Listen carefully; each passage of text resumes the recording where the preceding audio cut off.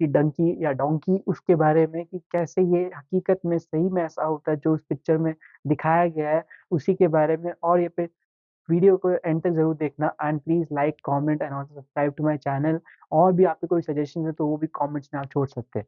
अगर सबसे पहले बात करें तो डंकी, ये जो नाम है आप सोचे होंगे, इंग्लिश में इसे बोलते हैं डंकी लेकिन हिंदी में बेसिकली इसको डोंकी बोलते हैं। और ये आया था जब 2014 में एक रिसर्च पेपर पब्लिश हुआ था यूके में। एमपीआई उनकी जो एक पॉलिसी इंस्टीट्यूट है उन्होंने पब्लिश करा था, और वहाँ की एक रिसर्चर ने बोला था कि जो पंजाब से लोग आ जाते हैं उनको बोलते हैं बेसिकली वो ऐसे इलीगल तरीके से आते हैं, चाहे यूके, कनाडा, ऑस्ट्रेलिया, यहाँ तक कि यूएस में। और वो उनको बोलते हैं क्योंकि वो रूट ही ऐसा लेते हैं इतना ज़्यादा कि वो डोंकी की तरह आते हैं, इसलिए उनका नाम पड़ा डंकी। और पंजाब में भी ज़्यादातर, पंजाब में और भी कई स्टेट्स में ऐसी बात नहीं है, वहाँ पे भी इनको यही बोलते हैं कि डंकी रूट के थ्रू जाते हैं या डोंकी रूट।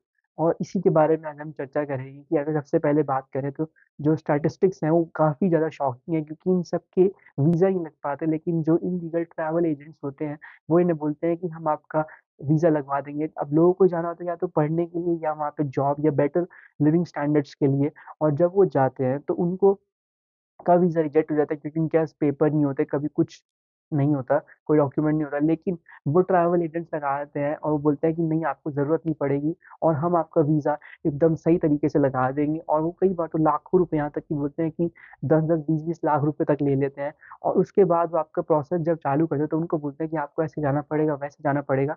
लेकिन कोई भी एकदम स्ट्रेट नहीं, क्योंकि उन्हें पता होता है कि जब ये इल्लीगल है, जब इनके डॉक्यूमेंट्स नहीं है तो कैसे? लेकिन लोग नहीं दिमाग लगा पाते और वो ऐसे इस विशियस वेब में फँस जाते हैं ताकि उन्हें खुद ही जाना पड़ता है। और सबसे पहली बात, लोग ये सोचते हैं कि जो भी वहाँ जा चुका है, जैसे बहुत सारे रैपर, सिंगर जा चुके हैं कनाडा, ऑस्ट्रेलिया, यूके, यूएस में जाके उन्होंने कहा है, तो लोग सोचते हैं कि उनके जैसे हम भी बन जाएँगे, देखो वो चले गए तो हम भी चले जाएँगे। तो एक ये हाइप इतनी ज़्यादा रहती है, लोगों के देख के मोटिवेशन, घर वाले बोलते हैं नहीं हम पैसे लगा देते हैं, आप जाओ। और तभी ये हो जाता है। और अगर इसकी बात करें डंकी रूट के बारे में कि ये हमें जाना होता है सबसे पहले यूके, कनाडा और यूएस में, ऑस्ट्रेलिया भी है लेकिन फिर भी ये 3 बहुत ज़्यादा हाई नंबर पे रहते हैं हमेशा। तो सबसे पहले वो रहते हैं सिंपल सा, एक लैटिन अमेरिकन कंट्री है इक्वाडोर, आपको पता होगा वो साउथ अमेरिका में है। वहाँ पे 180 कंट्रीज़ आपको वीज़ा नहीं चाहिए, तो मतलब वो एक तरीके से ऑलमोस्ट वहाँ के कोई भी लोग चाहिए और आपको जा सकते हो और आपको वीज़ा की ज़रूरत नहीं। सबसे पहले वहीं जाते हैं लोग, यहाँ से क्रॉस करते हैं कोलंबिया में। और कोलंबिया में एक डेरियन गैप जगह है जो कि बोलते हैं वर्ल्ड का सबसे वर्स्ट या डेंजरस प्लेस है अर्थ पे, क्योंकि वहाँ पे एक तो इतनी ज़्यादा बारिश रहती है, इतनी ज़्यादा ह्यूमिडिटी, समर बहुत ज़्यादा, मतलब हार्श एनवायरनमेंट है। और वहाँ बोलते हैं कि अलग-अलग तरीके के खतरनाक एनिमल्स हैं, क्योंकि कोई पूरा वो जंगल का रास्ता है। तो वहाँ पे बेसिकली कोई वहाँ पे कोई भी कंट्री का कोई भी रूल नहीं है, कोई लॉ नहीं लागू होता। तभी वहाँ पे बेसिकली बोलते हैं बहुत बड़े-बड़े डेंजरस कार्टेल्स अपने trafficking, human trafficking, sex trafficking, drugs, weapons को, इल्लीगल काउंटरफिट करेंसी को स्मगल करते हैं। तभी वहाँ पे कोई नहीं पकड़ा जाता। और बहुत सारे लोग जब वहाँ पे पहले क्रॉस करते, पहले इक्वाडोर आते हैं, फिर वहाँ से पैदल थ्रू जाते हैं या कई बार ट्रेन या कोई भी लोकल बस पकड़ के कोलंबिया होते हैं। उसके बाद वहाँ से वो डेरियन गैप जाते हैं और वहीं पे बहुत सारे लोगों की तो जान भी चली जाती है, लेकिन तब भी लोग रुकते नहीं। उसके बाद वो पनामा क्रॉस करते हैं, फिर वहाँ से फाइनली मैक्सिको। और वहाँ पे मैक्सिको और यूएस का बॉर्डर आपको पता ही होगा इतना बड़ा है, और वहाँ से क्रॉस होते हैं। लेकिन उसके बाद भी इनकी दिक्कतें खत्म नहीं होती, क्योंकि ये जो इतना बड़ा पहले सफ़र तय कर, उसके बाद भी अगर ये प्रोसेस जो आपको मैंने बताई वो ख़त्म नहीं होती, क्योंकि उसके बाद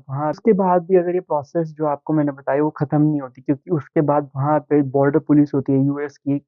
वो पहले चेक करती है आपको कि क्या आप सही में असाइलम के लायक हो, मतलब आपको इमिग्रेशन मिलना चाहिए यहाँ का रहने का या नहीं। तो उसके बाद आपका इंटरव्यू होता है, आपकी सारी चीज़ें नोट की जाती है, चेक करी जाती है, आपका पासपोर्ट या जो भी आपके पास डॉक्यूमेंट्स होते हैं उस समय वो देखे जाते हैं। और बेसिकली रीज़न पूछा जाता है कि क्यों आप यूएस में आना चाहते हो, क्या दिक्कत है?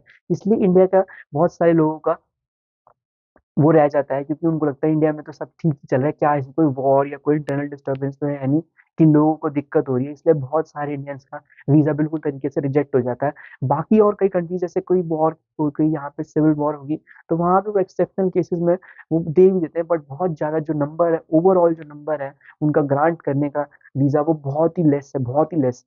और उसके लिए यही होता है, फिर वो छोड़ वहाँ पे कैंप्स में रखा जाता है, जो असाइलम या रिफ्यूजी कैंप्स होते हैं, और उसके बाद वापस उनको डिपोर्ट कर दिया जाता है।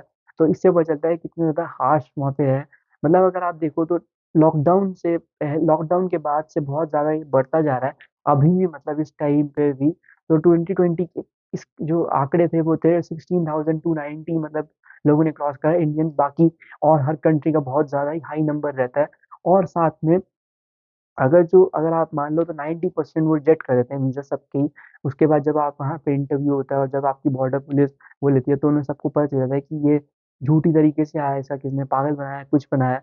और इसलिए यहाँ की गवर्नमेंट भी बहुत ज़्यादा अलग-अलग स्टेट की गवर्नमेंट भी इन इल्लीगल ट्रैवल एजेंट्स या इल्लीगल जो टूर कंपनीज़ होती है उनको छापा मारते हैं, उनपे रेड भी करते हैं, लेकिन फिर भी अभी भी ये नेटवर्क ऐसा है जो कहीं से भी ख कम नहीं हुआ बल्कि और ज़्यादा बढ़ता ही जा रहा है। जितने ज़्यादा लोगों की आरज़ू, एस्पिरेशंस इतने ज़्यादा हैं कि हमें यहाँ जाना है, वहाँ जाना है, चाहे वो हम सही तरीके से जाएँ लेकिन चाहे हम सही तरीके से जाएँ या इल्लीगल तरीके से जाएँ, उन्हें कोई फ़र्क नहीं पड़ता, बस जाने से मतलब है। तो ये सबसे बड़ी बात है और इसके लिए ही इतने ज़्यादा जो चेक पॉइंट्स और वो कोई क्रॉस ही नहीं कर पाता। तभी बोलते हैं कि इतना ज़्यादा डेंजरस है ये रूट पूरा और ये पूरा डंकी जो फ्लाइट बोलते हैं या डंकी रूट बोल लो, डोंकी रूट बोल लो, डंकी बोल लो, क्योंकि इसमें बेसिकली आप डोंकीज़ की तरह ही जाते हो, इतनी घिसड़-घिसड़ के जाते हो आप फिर भी पहुँच नहीं पाते और जो आपकी हालत होती है आप इसमें से बहुत सारे लोग तो एक जो मैंने आपको बताया डेरियन की है, वहाँ पे लोग मर भी जाते हैं।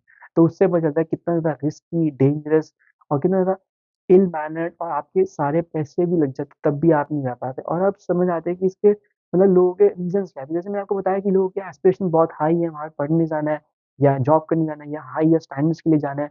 लेकिन जैसे कि हमारे यहाँ तो कोई स्टैंडर्ड ही नहीं है। लोग ऐसा समझते हैं और वो सोचते हैं जो भी रैपर्स, सिंगर्स या कोई भी बड़े-बड़े पर्सनैलिटीज़ है वो एस्टैब्लिश हो गए तो लोगों को लगता है जैसे वो हो गए, वो हम भी हो जाएँगे लेकिन वो उनके पीछे की स्ट्रगल नहीं देखते और यही चक्कर है कि लोग चले जाते हैं बिना सोचे-समझे कोई प्लानिंग के थ्रू नहीं, ना ही वो प्रॉपर चैनल्स के थ्रू जाते हैं, तभी उन्हें इतनी ज़्यादा दिक्कत और डेथ फेस करनी पड़ती है यहाँ पे और वापस भी बहुत लोग आ जाते हैं। 90% तो वो वीज़ा रिजेक्ट ही कर देते हैं और ये खाली इंडिया के नहीं और भी अलग-अलग कंट्रीज़ के साथ है दिक्कत।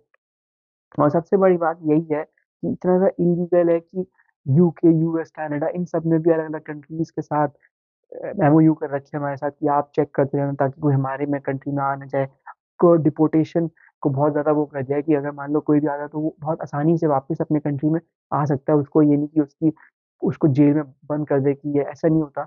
तो उससे भी कंट्रीज़ आपस में भी कोलैबोरेट करती है, बहुत ज़्यादा रिस्ट्रिक्शंस, लॉज़ भी कई जगह लूज़ कर दिए गए हैं, कई जगह इनको बहुत ज़्यादा स्ट्रिक्ट करा गया है, तो उससे वो चलता है। दूसरी बात ये है कि हमारी कंट्री में भी इनको बहुत ज़्यादा चेक में रखने की ज़रूरत है और साथ में चाहे जितने भी लॉज़ हो गए उनको थोड़ा रिलैक्स करने की ज़रूरत है। दूसरा स्टेट पुलिस को बहुत ज़्यादा काम करने की ज़रूरत है ताकि इन पूरे नेटवर्क पे क्रैक डाउन किया जा सके, ताकि इन्फ्लेशन और जो अनएम्प्लॉयमेंट बढ़ रही है या जो एलजीबीटीक्यू है, वो भी लोग बहुत जाते हैं क्योंकि उन्हें लगता है कि यहाँ पे हमारे लिए कुछ नहीं है लेकिन बाहर इतना ज़्यादा फ्री है लोगों के लिए इसलिए। लेकिन अब जो रिसेंट जजमेंट आया है उससे भी है कि आप मतलब एलजीबीटीक्यू कपल भी अडॉप्ट कर सकते हैं चिल्ड्रन को, तो अब ज़्यादा धीरे-धीरे रिलैक्स होती जा रही है चीज़ें। तो देखते हैं ये कैसे और कब बंद रहेगा, इसी के लिए ये पूरी वीडियो थी। और भी कोई अगर आपको इस पे कोई suggestions हो तो प्लीज़ कमेंट में लिखना and also like, comment and share my video and also subscribe to my channel. Thank you.